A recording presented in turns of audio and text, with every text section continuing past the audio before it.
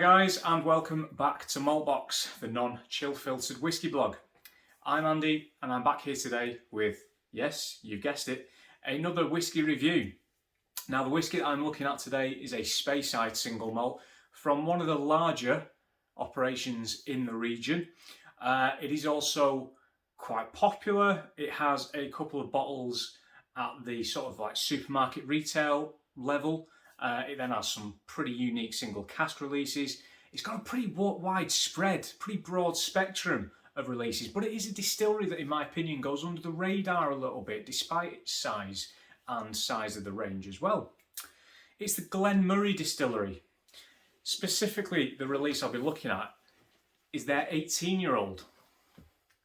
And there it is. I'm not sure I can fit the full box in the frame if I get it too close, but yeah, anyway, there you go, guys. There is the 18-year-old, box and all. And look at this. I know, right? So, anyway, moving on. So the Glen Moray 18 Elgin Heritage is probably at the higher end of their standard, what I would describe as their core range. They have the Elgin Classic series, which I'm sure a lot of you are aware of, that are no age statement. You can pick them up in supermarkets. For the money, they're really good value. They do an ex-bourbon, an ex-sherry. They do a peated cask. They do ex-chardonnay cask. They do a red wine cask, blah, blah, blah, blah, blah. They then do a 12-year-old Elgin Heritage. They then do a 15-year-old. They used to do a 16 back in the day. But ultimately, you've got kind of a standardised 12, 15, 18, etc. And a couple of 20s as well. What Glen Moray do is a really interesting range separate to that of like cask finishes. So they've done like rum cask finishes, they've done Madeira cask, they did a cider cask finish, which did not go down well with the Scotch Whisky Association at all. A really interesting distillery, and I kind of opened with that it goes under the radar a little bit. Or at least I hope I did, because if not, I'm just making stuff up at this point. And to me, it does. It's a distillery that's got quite a big capacity. It's not a small distillery. I think it's got something like 6 million litres a year capacity off the top of my head. I could be wrong. But in the scheme of things, that's big, in particularly in the malt whisky industry. And when you look at some of its compatriots around Speyside, particularly some of the Diageo guys like Strathmill, which has a place very close to my heart, that's in like the 2 million-ish range. Strathislas, I think, about 2 million. You know, it's quite a chunky operation. They do a lot at Glen Moray. Now, this particular release, very, very, very interesting for a couple of reasons. It's bottled at 47.2%, which is a really random number, but I like it, man. 47.2%. It is non-chill filtered. I believe it to be natural colour as well. But one thing they don't do is tell you that it's natural colour Glen Moray. They tell you when it's non-chill filtered, and it tells me that right there on the box. Non-chill filtered. Hopefully that's in shot. If not, I'm going to look like an idiot. Now, this was one of the whiskies produced by Graham Cool, right? So Graham Cool, who is now at Dingle in Ireland, was the master distiller at the time of this release, hence his signature being on there. So there's Graham's signature on the bottle. He helped kind of revitalise Glen Moray a little bit, in the sense that he kind of drove a lot of cask focus back to first fill casks, particularly first fill bourbon casks, which is just music to my ears. I love first fill ex-bourbon. I even love refill bourbon, to be fair. But first fill ex-bourbon with Glen Moray spirit, in my opinion, is one of the perfect matchups in whiskey. It just works so well.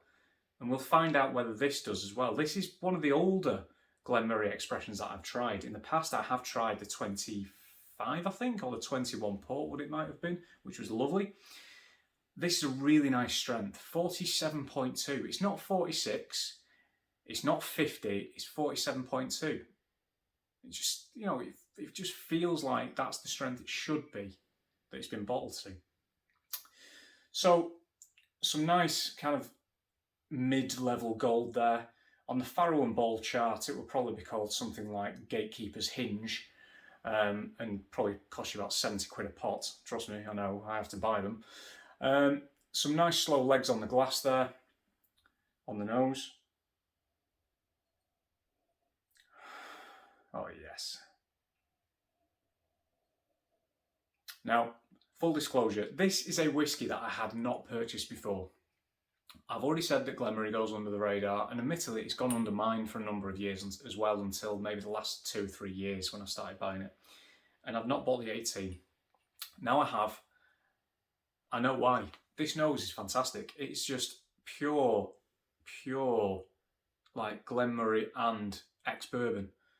Like I said before, it's just so harmonious together. You've got the vanilla in there, you've got the spice in there, there's a little bit of citrus, there's some clean, crisp green apple, there's some custard in there, we've got a little bit of like herbaceousness going on as well. A bit of black pepper. It's one of those noses that I could sit here for hours and still pick it apart. There will be little things coming out of the background over a period of time that I'm not going to sit here and do during what is hopefully going to be a 10-minute-ish review. I've already mentioned apples, but there's some pear in there as well, some nice crisp pear. A little bit of paprika.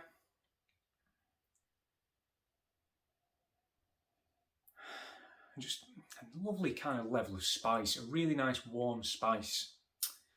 Lovely, lovely nose, it really is. Now, Graham, again, he's no longer with Glen Moray, he's over in Dingley Island.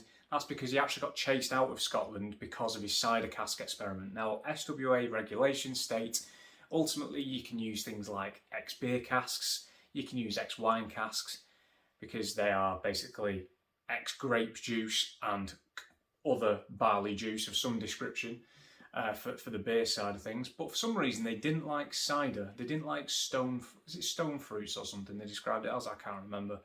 But ultimately they didn't like that, and he got chased out of Scotland for it and basically bundled onto a boat to Ireland, and that's where he's landed.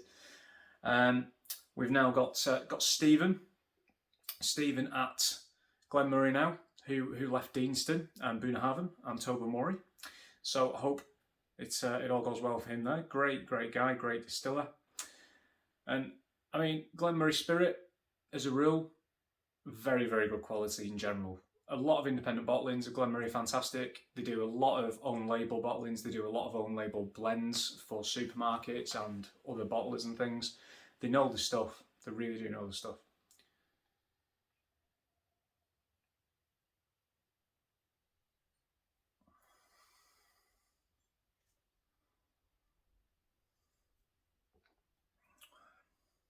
Fantastic texture, really oily. An upfront sweetness, but then bang, you've got this lovely spice. I mentioned on the nose there was a little bit of spice at the end. For me, that's at the forefront of the palate. And it goes back to that ex-bourbon maturation again. You've got that lovely spiciness. We've got Caramac chocolate. If you don't know what that is, give it a Google. Lovely Caramac note. Got some milky coffee in there. We've got more vanilla. We've got some of the creaminess back again.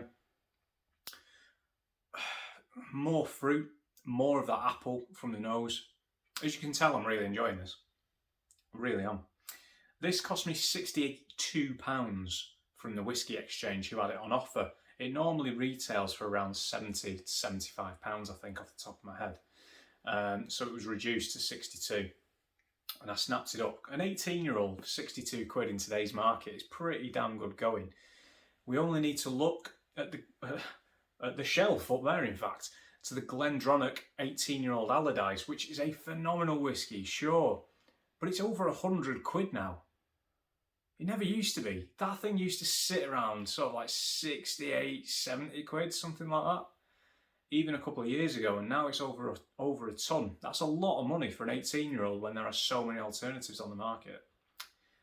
So, yeah, very different whiskey. I totally get that. But just as an example, you know, there are some pricey 18-year-olds out there on the market now.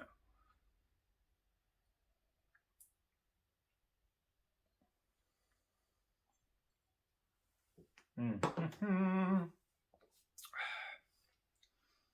Mm. Mm. Mm. Mm. One last thing. Apple pie on the top. Sometimes you can put some brown sugar on it, and after it's been in the oven for a while, it gets this lovely kind of crispy, crunchy, sugary crust. That, along with the apples and the custard, my God, that is good whiskey. That is really good whiskey. I just think, you know, some great people at Glen Moray. You've got Ian, Emma, and obviously, like I said, that's like Stephen, and previously you got Graham there. Great people, lovely team, lovely people. And they do shout a lot about what they do, and I totally see why. I just don't think Glen Moray, for some reason, gets the recognition it deserves from a lot of people. You can even buy the distillery exclusive casks by ringing the distillery. And I went down to the Cotswolds in July. There is a point to this story. Don't worry. I filled their handfill, PX, I think it was 4 or 5 years old. I paid 85 quid for it. It's a lot of money. That's a lot of money for a 4 or 5 year old whiskey. By comparison, Glen Moray, they have 3 casks on at any one time. 2 of them are usually sitting around the 50 to 55 quid mark. And they normally have one a little bit higher, maybe 75 or 100 quid, something like that. At the moment, they've got 2 on that are 55 quid a piece, a 2007 and a 2011. Great value for money for a distillery, bottle your own. It really is. If you go on, you know, for those of you that have been on distillery tours, you'll know that the distillery, bottle your owns aren't cheap. And there's a reason for that, and it's nice to get them, don't get me wrong, but for me, Glen Moray just offers such good value for money across the board. Not just the distillery exclusives, which I'm now focusing in on. This, again, was 62 quid. The Elgin Classics range has its place in the market, and it's lovely. You know, it's a nice dram, and it's very affordable. It's very accessible, and those are the kind of releases, again, that kind of help fund the ones like this. Same with the own label blends and the own label bottlings and stuff that they do for a lot of other companies. It's the circle of whiskey life. So, one last thing. Finish, long, mainly focused in around that vanilla. A little bit of spice again coming through. Got some cinnamon, bit of nutmeg maybe as well. Lovely whiskey. Glen Moray, 18-year-old, honestly. Round of applause for the Glen Moray 18. Lovely dram. So guys, thanks for listening to me ramble on. I'm going to box it off now. If you want to go and check out the website as well, where I do some written reviews, maltboxwhiskey.com. I'm on Instagram @maltboxwhiskey, Twitter @maltbox. Feel free to subscribe if you want. I'm not going to press you to, but it'd be great to have you along for the ride. Thanks for watching. See you soon.